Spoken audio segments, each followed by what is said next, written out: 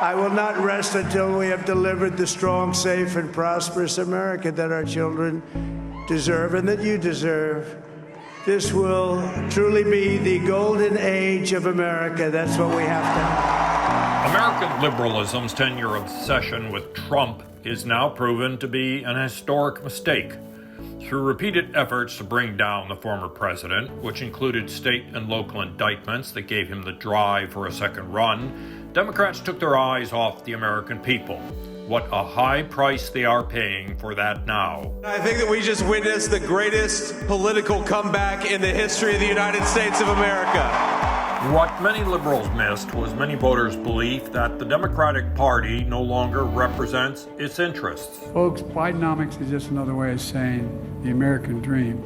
Across Mr. Biden's first term, there were two intriguing storylines: the Trump indictments and the less dramatic but as persistent failure of the Biden economic policies to gain favor with the public. How are you, pal? In the event, Ms. Harris largely ignored the massive Biden outlays, including on the climate, substituting instead her own grab bag of price controls on groceries and handouts for childcare and home buying. The Biden administration recognized early on and has taken major steps to fight big food greedflation and to help American families. But it is the political failure of Bidenomics that is central to understanding the Democrats' election defeat.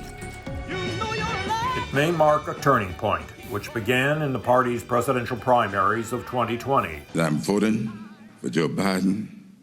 South Carolinas should be voting for Joe Biden. Representative Clyburn came to political age during the transformative years of President Lyndon Johnson's Great Society programs.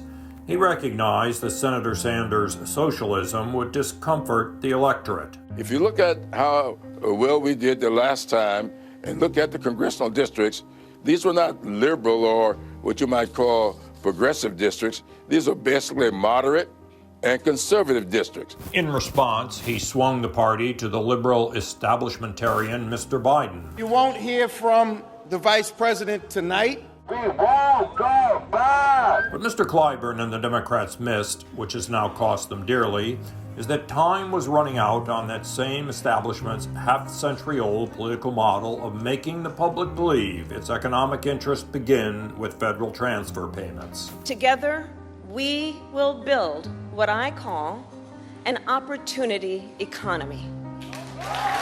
For liberals, Bidenomics, or what Ms. Harris pitched as an opportunity economy, was an apotheosis and the modern Democratic Party's last hurrah. Its centerpiece, the multi-trillion-dollar American Rescue Plan of 2021, did nothing for them politically. But it did drive an inflationary spiral in household-related prices, which eroded wage gains. Important too here is the loss of the party support among Black and Hispanic voters, and that includes even suburban women, plus younger white men. CNN's Van Jones put it this way. It's a political realignment, for sure. The Republican Party can now claim to be a multiracial working-class party. Let's keep it simple. When Black, Hispanic, and young men look at Donald Trump, do they see a 2017 cut in the corporate tax rate to 21% from 35%? No, they see something they like and admire. My plan will terminate the Green New Deal, which I call the Green New Scam. An unapologetic fat cat, a guy who looks like the personification of wealth created by private effort rather than yet another government check in the mail. My plan will cut energy prices in half, or more than that, within 12 months of taking office. Ms. Harris and her vast network of allies, Silicon Valley's progressive billionaires, the innumerable celebrities, and especially the Obamas, wanted these voters to see a creation of their own making called Trump. Here's a man, a 78-year-old billionaire who has not stopped whining about his problems since he rode down that golden escalator 9 years ago. USA! USA! USA! What these once Democratic voters saw instead was a newly emerging definition of their economic self-interest. My plan is to make the Trump tax cuts permanent.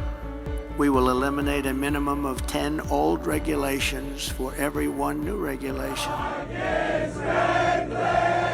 And the election results suggest this move away from the 50-year-old Democratic establishment is not an anomaly. After all, Mr. Trump saw significant voter growth in liberal New Jersey, Virginia, and even the New York City borough of Queens. With control of the Senate, Republicans indeed have a great opportunity. But in their historic loss, Democrats do as well, if they will recognize it.